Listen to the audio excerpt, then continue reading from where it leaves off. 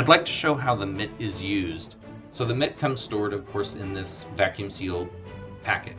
What you want to do is you want to identify those areas of intact skin or surface or items that may have chemical contamination on them. You'll tear it open, remove it, place it on your hand.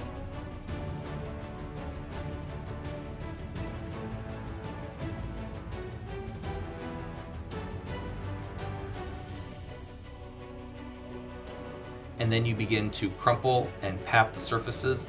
That combination of things will release powder from the mitt and then draw up chemical into the mitt.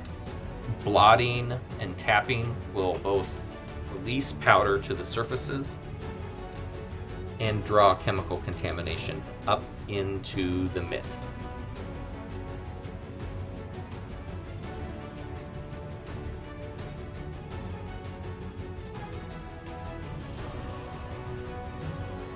Take it off, we can remove it, and it becomes part of our waste stream.